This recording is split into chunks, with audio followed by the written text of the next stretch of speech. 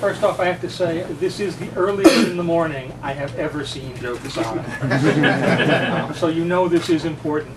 Obviously, Fear Itself is a story we've been building up to for quite some time. We took last year off of doing any big, huge events because mostly you guys told us you needed kind of a break to catch your breath and you know, settle things down because we were going helter-skelter, thing after thing after thing. And it's not like we haven't done exciting stories since then, but nothing quite to the scale of Fear Itself in quite some time. Fear Itself will be, in terms of its size and scope across the Marvel Universe, will be analogous to something like Secret Invasion that covers and impacts a multitude of titles. And it's probably as ambitious in its own way as Civil War, and I don't say that lightly. It will kick off, the actual Fear Itself series is 7 issues. It will begin in April. In March, as a lead-in, Ed Brubaker and Scott Eaton are doing the Fear Itself prologue, named to be revealed later, which will involve a Cap and Namor and the Invaders and a mission in World War II that sets the stage for what is to come in the main Fear Itself book.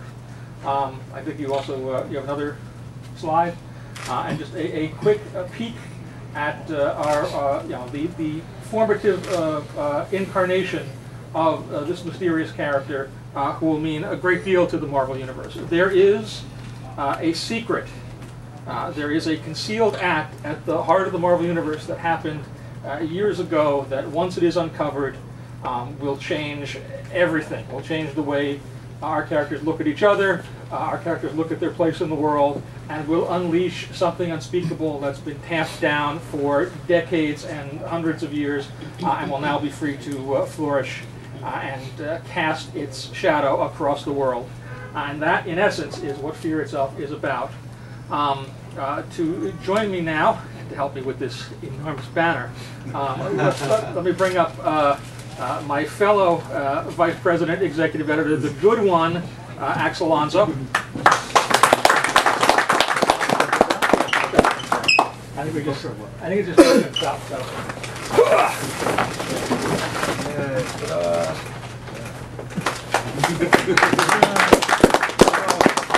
Well, I'm scared. You know, and you can speak a little bit more to this along with me, but Fear Itself will function as most of our event stories have tended to function. If you're just buying the central core title, you'll be able to get a full and complete story, and it will be wonderful. But the outgrowth of that story will feed throughout the Marvel Universe. It's going to involve, you know, characters as diverse as the line itself. So there will be X-Men involvement. Dracula will be involved. The Hulk, the Avengers, Spider-Man, pretty much anybody that you could think of within the Marvel Universe will be touched in some way by the events that are to unfold in Fear Itself. It's going to be a fairly massive undertaking, but the good news is, at whatever level you choose to buy in, you know, whatever titles that you're reading that are already involved, any titles that you may be intrigued by, we'll be launching a couple of things as part of this.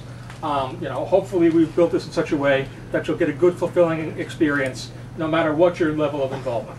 And hopefully you'll want to check out more than usual. Yeah, and as Matt said, it's an extinction level. It's an extinction level event. Say that 5 times quickly. That will involve the entire Marvel Universe. You know, just like Civil War, there'll be a core story that you can read in one full sitting and get the full story. But there's shadings of the story that you can find elsewhere.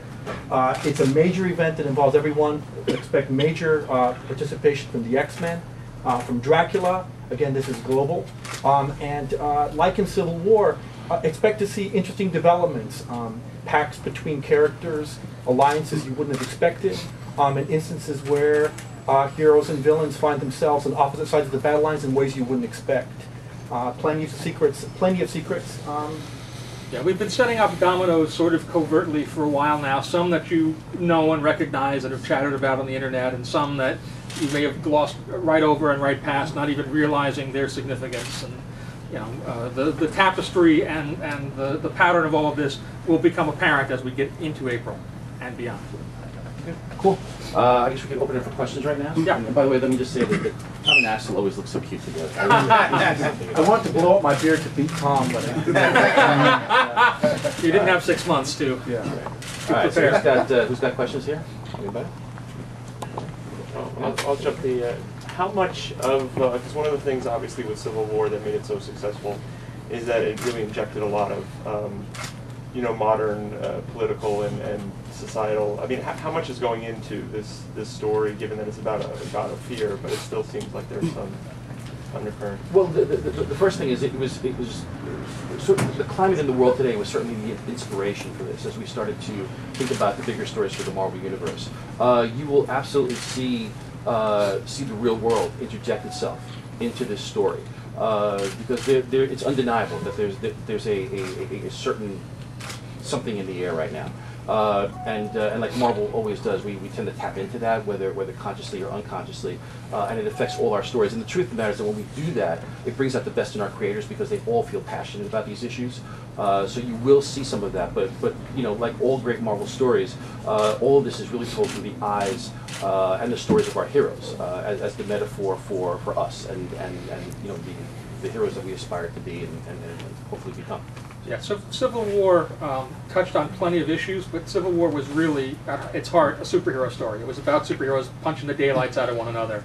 And while we got into some fairly meaty issues in the course of telling that, if you read it just on the surface as an 8-year-old kid, it's Iron Man and Captain America are going to have a fist fight. The same kind of thought process goes into Fear itself. There are definitely some issues that we want to discuss and let our characters deal with, but it's all going to be within some superhuman context. So it won't just be these guys sitting around on a bread line somewhere or worrying that they're going to foreclose on Avengers Tower.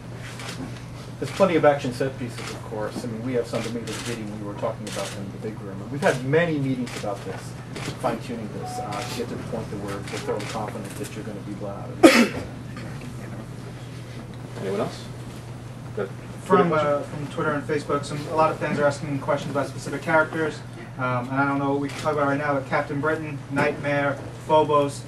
What comics should we direct fans to check out, maybe that are already out, or lines, hints that we can give to look into Fear itself? I think, when you get down to individual characters, particularly characters that aren't in existing titles right now, it's a little premature.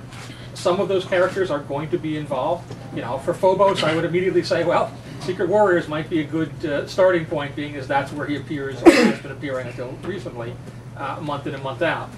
When you get to Captain Britain and Nightmare, who are not so relevant on a monthly basis, it's a little early for us to be able to point to exactly where. But as we get a little closer, we're finishing we're about to announce our March solicits. We're going to be going towards April solicits in a month. Some of that information will become more obvious as we get closer. Yeah, there are some fan favorite characters who will be using this as a springboard. They'll feel called to duty and get involved. Those will be future announcements. Yeah. So, but it's not like at this point I can say, well, Nightmare is going to be in this project we haven't announced yet. Once we're at the point where we're going to be, showcasing all these other various ancillary titles and things, that information will come out. Who else? Fan section, go. Hey, hi. My name's Louis. Hey, Louis. I just want to ask, how does this tie into the recent Avengers arc with the whole map of time or Marvel time map? Well, in terms of the Avengers, the recent Avengers arc had a map of time and had a bunch of different events on it. Now, having made this announcement, if you go back to that map, you will see certainly a couple of references and portents, and actually, once you get into and through the Fear itself story, a few more that will make more sense. So there is a little bit of a Rosetta Stone there if you want to try and decipher it. It won't be easy, but it might be rewarding, and you can lord it over the guy standing next to you. All right, thanks. Anyone else? A little less than a year ago, it seemed that the Marvel Universe was coming out of its dark, despotic, carnage, death, murder, darkness era for a while, and you guys got the heroic age.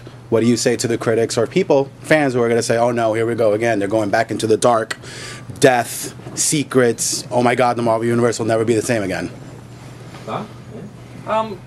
I think that our characters have always battled the darkness around us. The villainy and the threats that they faced at any given point have not been a game of tiddlywinks or all sweetness and light. So while over the course of the last year there's been a renewed vigor and a renewed heroism, this is just a major challenge that these characters have to face. And ultimately, that's, I think, is more interesting. You know, putting our characters into situations where it's easy to triumph is not terribly fulfilling. Doesn't get the best out of them, doesn't give you the best reading experience. We want to hammer them in a crucible that pounds them down to their very essence, and sees exactly what they're made of and how much they can take and how much they can lift and how much they can triumph over adversity, the same kind of adversity that people all around the globe are dealing with in a slightly different way right now. So it's not necessarily a movement back to darkness and murder and violence and death, although there will certainly be some of that because it's a Marvel comic and the stakes have to be high for our hero's triumph to be worthwhile. And the truth of the matter is that when it comes to any aspect of storytelling, there's the art of it, right? And there is tension, and then there is release, and there is tension, and there is release. But it's tension that drives you there. It's tension that brings you to the story. So at the end of the day, if we announce a Marvel event where, hey, guess what? Nothing is happening, and everybody's just going to be sort of frolicking through golden fields of corn, no one's going to care. At the end of the day, we have to put our heroes through a crucible, as Tom says, and that's what they're designed to do. And Marvel characters, because they're based on real people and they live in the real world, they deal with real problems. So sometimes that real problem could be as small as Peter Parker needing to get the medicine to Aunt May in time before she has a heart attack, or it could be a Skrull invasion. So it's just a matter of how you cast it, how you frame it, and where you go from there. The bottom line is we live and die not by whether it's dark and morose or eventful or not, but by how good the story is. If we deliver a good story, then at the end of the day, fans will be satisfied. And when that story is over and the tension is released, there will be a point of release again, and then there'll be time of tension again. It won't be it's not the first or the last time that this will happen in storytelling. And it's not just Marvel, it's anywhere you look. I mean, it's part of classical storytelling. You need to put your character through the paces in order to find out what they're really, really made of. In this case, we need to put the universe through its paces to make sure that it's worthy of its name, which is the greatest comic book universe on the planet. So.